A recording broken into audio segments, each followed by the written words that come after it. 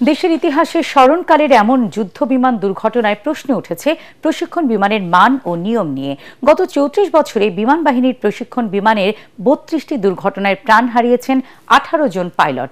Aviation বিশেষজ্ঞরা বলছেন, পুরাতন মডেলের প্রশিক্ষণ বিমানের কারণেই বাড়ছে দুর্ঘটনার হার। প্রশিক্ষণ বিমানের দুর্ঘটনার কারণ অনুসন্ধান নিয়ে দেখুন তরিক ইসলামের রিপোর্ট।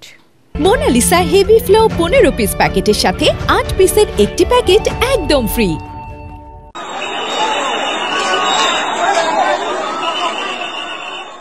উত্তরার মাইলস্টোন স্কুলে বিমান বাহিনীর প্রশিক্ষণ যুদ্ধ বিমান বিধ্বস্ত ও হতাহতের ঘটনায় শোকে স্তব্ধ পুরো দেশ।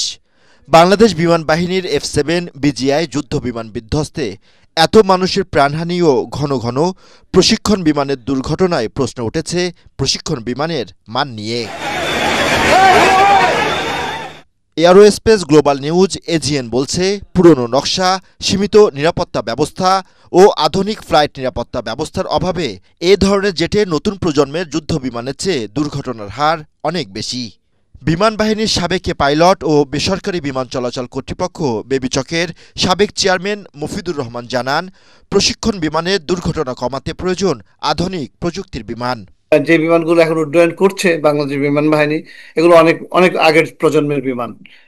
সেই এটা 80s এর, যদিও এটা তৈরি করা হয়েছিল 2011 সালে, যে প্লেনটা গতকাল ক্র্যাশ করেছে, বাট এটা পুরানো প্রযুক্তির বিমান। এটার পরিবর্তে বিমান বাহিনী অনেক বছর যাবতই বিগত বছরগুলোতে নতুন প্লেনের জন্য সরকারের কাছে চাচ্ছে, বাট কেনার সামর্থ্য এখন পর্যন্ত হয়নি। বাট এটা একটা জরুরি বিষয়। শুধু নিরাপত্তা না, দেশের নিরাপত্তা, দেশের স্বাধীনতা সার্বভৌমত্বের জন্য আমাদের এখন নতুন প্রযুক্তির বিমান অবশ্যই ক্রয় করা প্রয়োজন। ঢাকার মতো ঘনবসতিপূর্ণ এলাকায় প্রশিক্ষণ বিমান চলাচল নিয়েও প্রশ্ন তুলেছেন এভিয়েশন বিশেষজ্ঞরা।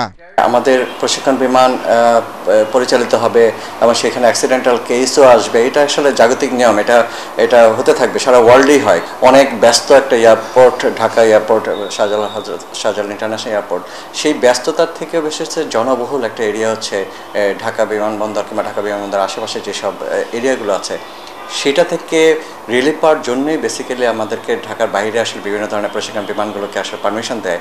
ঠিক আমি বলবো যে শুধু বেসরকারি বিমান সংস্থার জন্য না, এটা সামরিক বিমান সংস্থার জন্য একই নিয়ম আসলে পরিচিত হওয়া উচিত। বিশেষজ্ঞদের মতে F-7 BGI এক ইঞ্জিন বিশিষ্ট তৃতীয় প্রজন্মের যুদ্ধ বিমান, ফলে যান্ত্রিক ত্রুটিতে দ্রুত নিয়ন্ত্রণ হারিয়ে দুর্ঘটনার শিকার হয় এই মডেলের বিমান। তরিক ইসলাম, ATN বাংলা, ঢাকা।